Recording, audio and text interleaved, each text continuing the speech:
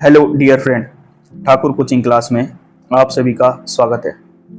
Dear friend, आज हम Maharashtra state board class sixth subject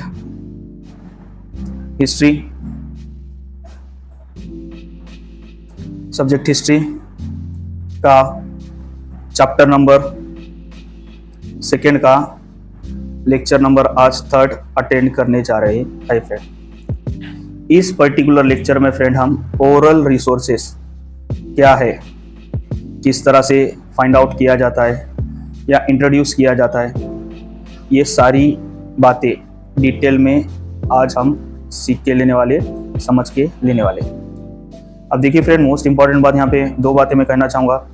जब ये पर्टिकुलर लेक्चर को मैं स्टार्ट करूँ तो आप अपने क्लास सिक्स्थ की हिस्ट्री सब्जेक्ट की टेक्स्ट बुक आप अपने पास रखें, ताकि जो भी आपको कंसेप्ट ऑफ नॉलेज यहाँ पे दिया जा रहा है, बताया जा रहा है या शो किया जा रहा है, वो आपको बेटर अंडरस्टैंड हो और ठीक से समझ में आए।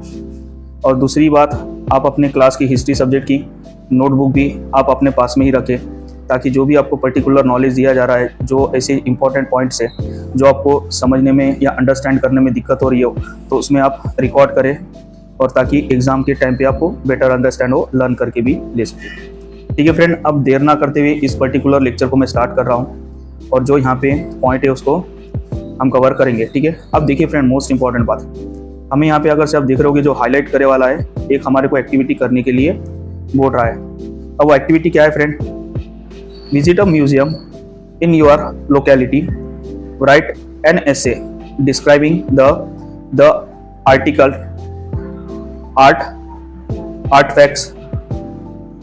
आर्टफैक्ट डिस्प्ले देयर। अब पहली बात, यहाँ पे जो मैंने ये पर्टिकुलर पॉइंट पढ़ा ना फ्रेंड, यहाँ से लेकर लाइक दैट यहाँ तक, तो इसमें ये बात बोला कि हमारे जो सराउंडिंग नियर अराउंड जो लोकल म्यूजियम है उसमें जाना है, वहाँ पे जो अलग अलग तरह के आर्टिकल्स या आर्टफैक्ट वहाँ पे रखे हुए हैं, उसको उनके बारे में इंफॉर्मेशन कलेक्ट करनी है और एक नहीं उसे ही एक ऐसे टाइप में हमें डिस्क्राइब करना है या उसका वर्णन हमें करना है। ठीक है फ्रेंड, ये एक मोस्ट इंपॉर्टेंट बात है जो आपको करनी है। अगर से हो सके आपके नियर अराउंड कोई अगर से पर्टिकुलर म्यूजियम है तो वहाँ पे आप जाइए, विजिट कीजिए, और विजिट करने के बाद में वहाँ पे जो आर्ट फैक्ट्स रखे हुए हैं उसके बारे में इंफॉर्मेशन कलेक्ट कीजिए और ऐसे डिस्क्राइब कीजिए। ठीक है, फिर बाद में दूसरा हमें यहाँ पे क्या बोल रहा है? Collect the traditional verses such as ovis. अब देखिए यहाँ पे कुछ रिचुअल एक्टिविटी है जो जिसे ट्रेडिशनल सॉन्ग कहूँगा मैं, जो एंशियंट टाइम में जो जनरेशन टू जनरेशंस बोले जाते हैं, वो जो सॉन्ग्स बोले जाते थे उन्हें हमें क्या करना है? कलेक्ट करना है, और हमें कलेक्ट किए हुए सॉन्ग को कलेक्ट द फोक सॉन्ग। अब ये जो ट्रेडिशनल सॉन्ग है ना फ्रेंड, जिसको फोक सॉन्ग भी कहा जाता है, जो पीढ़ी दर पीढ़ी बोले जाते हैं या ओवीज जो बोले जाते हैं, तो present the of the one of the them and the cultural programme of the your school. और ये जो फोक सॉन्ग है, इसे हमें हमारे जो स्कूल का कल्चरल प्रोग्राम से था वहाँ पे इसे बोलना है। और ये जो सेकेंड पॉइंट मैंने आपको रीड करके बताया हूँ, जो ओवी है उसे रिकॉर्ड करके रखना है, मतलब कि उसे कलेक्ट करके इन्फॉर्मेशन के तौर पर रिकॉर्ड करके रखना है। ठीक है फ्रेंड, अब देखिए फ्रेंड, यहाँ पे मोस्ट इंपॉर्टेंट बात, अब देखिए ओरल रिसोर्सेज बोले तो क्या फ्रेंड? आपके दिमाग में मेन अपना टॉपिक अब यहाँ से स्टार्ट हो रहा है। Oral resources, what is the oral resources या ओरल रिसोर्सेज हम किसे कहेंगे, ये आज का मेन टॉपिक का मेन पॉइंट है फ्रेंड। अब देखिए फ्रेंड, यहाँ पे आपको एक बात समझनी होगी, जो हमारे माउथ के थ्रू बोले जा रहे कुछ स्पिरिचुअल सॉन्ग्स, स्टोरी जो हमारे ओरली बोले जाते हैं, और ओरली बोले जाते हैं माने एक जनरेशन से दूसरी जनरेशन वो क्या किए जाते हैं? ट्रांसफर किए जाते हैं। तो इसे क्या कहा जाता है? हिस्ट्री के जो रिसोर्सेस में ओरल रिसोर्सेस कहा जाता है। ये प्रॉपरली एक शेप में या कौन एक रिकॉर्डेड डॉक्यूमेंट में होते क्या? नहीं, तो नहीं होते हैं ये।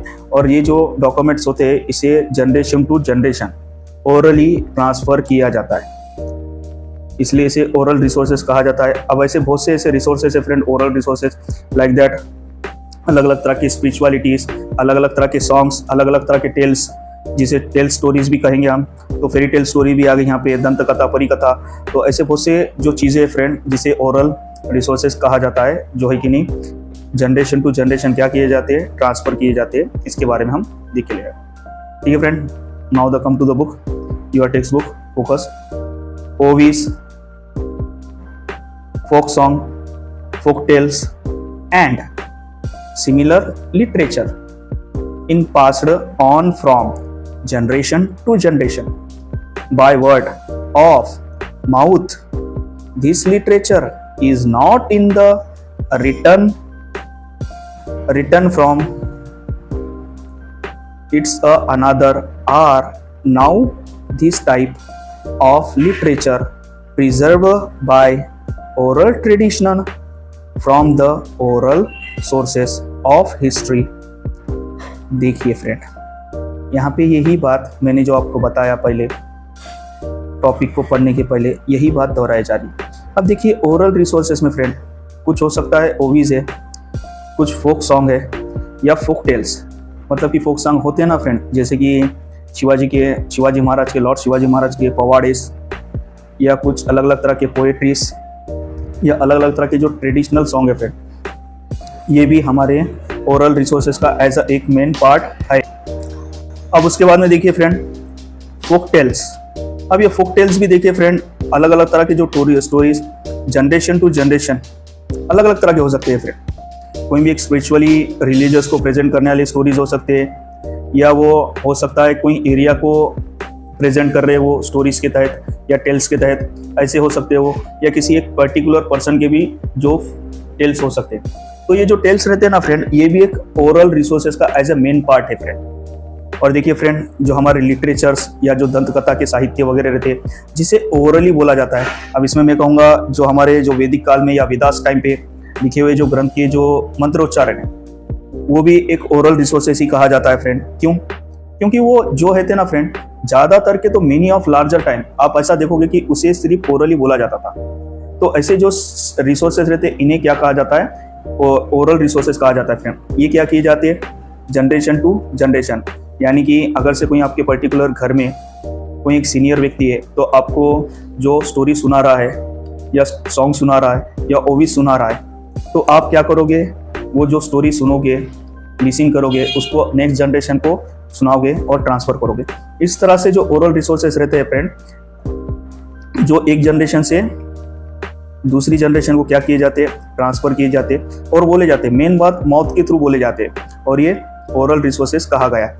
This type literature preserved by oral tradition. अब इनको जो किया गया ओरली माउथ के थ्रू एक जनरेशन से दूसरे जनरेशन बोल के इनको प्रिजर्व किया गया for the oral resources of the history. Okay friend, यहाँ पे यही बात हमें बताई गई है। अब देखिए फ्रेंड एग्जाम्पल के लिए यहाँ पे जो मराठी लैंग्वेज में बताए गए वाली एक ओवीज है और कुछ है कि नहीं फोक सॉन्ग के कुछ यहाँ पे बताए गए वाले। अब देखिए पांडुरंग पिता रुक्मिणी माझी बाया, आषाढ़ी वारिल्या, पुंडलिक आला न्याया, ये ओवीज है फ्रेंड। दैट टाइम बोले जाते थे और जनरेशन टू जनरेशन ये बोले जाते।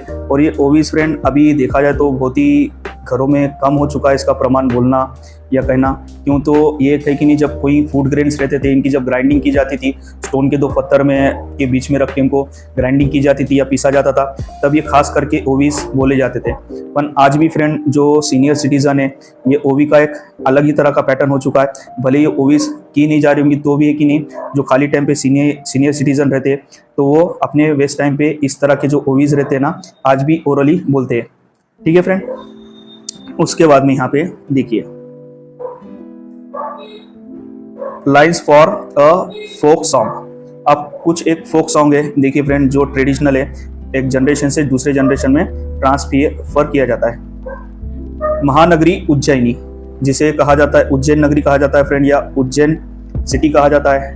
दैट टाइम एंशियंट टाइम पे ये थी।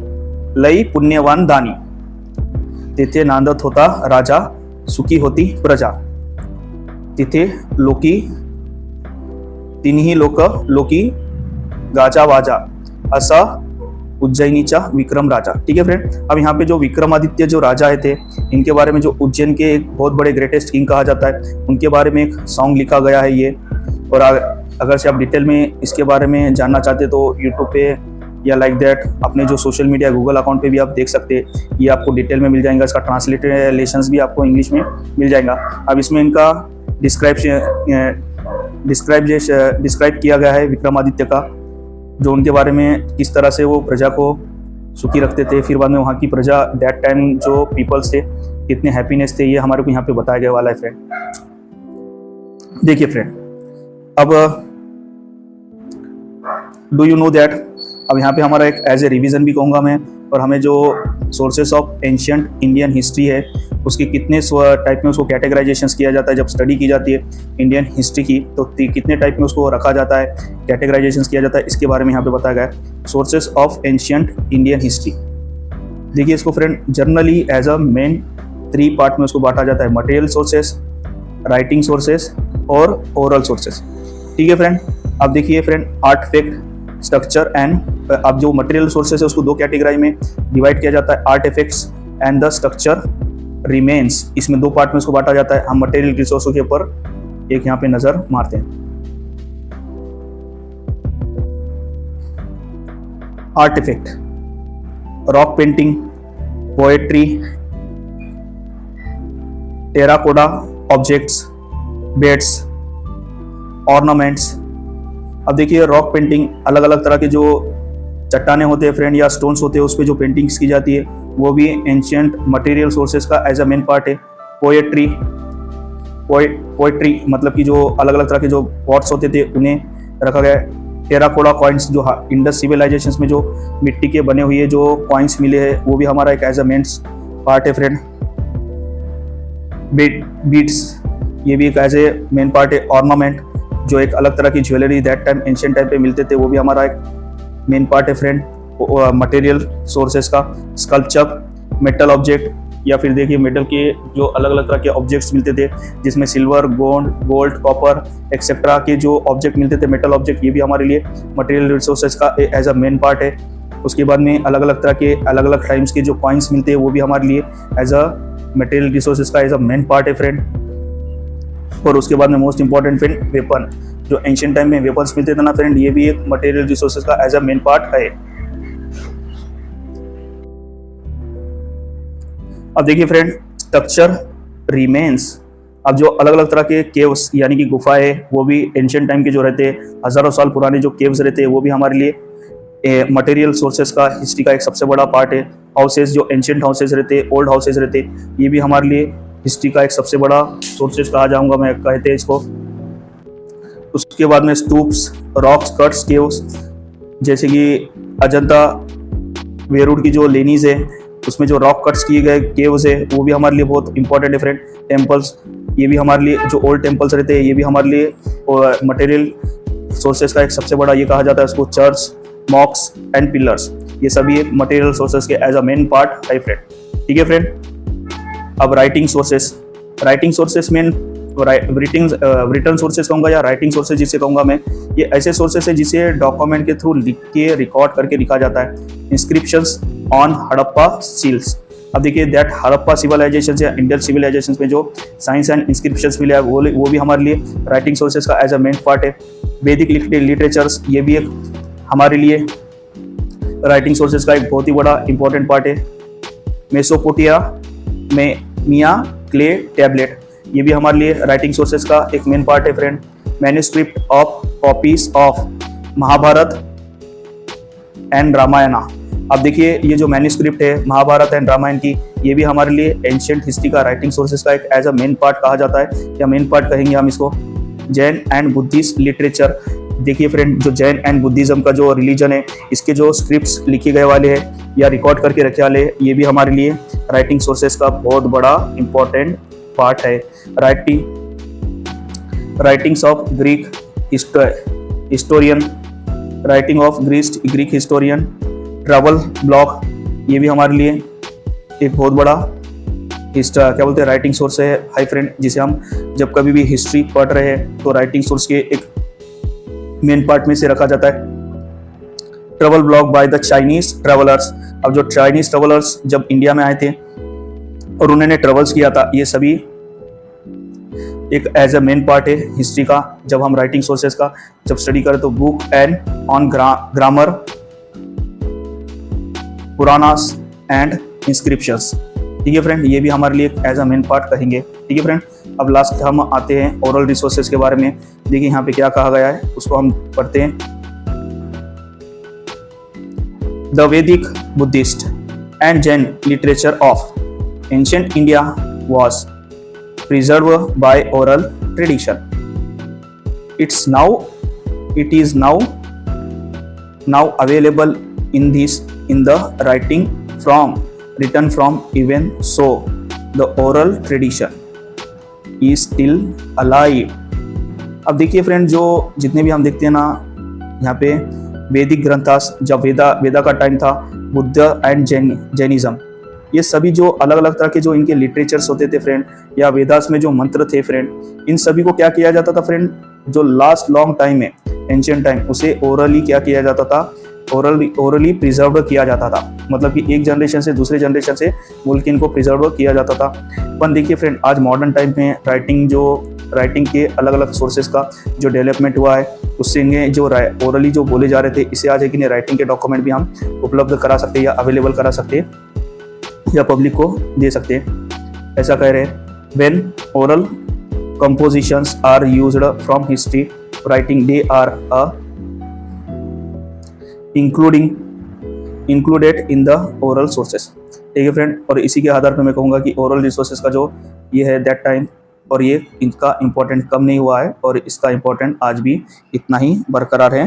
ठीक है फ्रेंड, अब देखिए फ्रेंड, इसी के साथ में आज का जो पर्टिकुलर लेक्चर है यहीं पे मैं स्टॉप करना चाहूँगा, और इससे रिलेटेड जितने भी हमारे जो डाउट्स है या प्रॉब्लम्स है, आप हमें ये वीडियो से रिलेटेड जो भी आपको डाउट है या कंप्लेंट्स है, आप हमें कमेंट के थ्रू पूछ सकते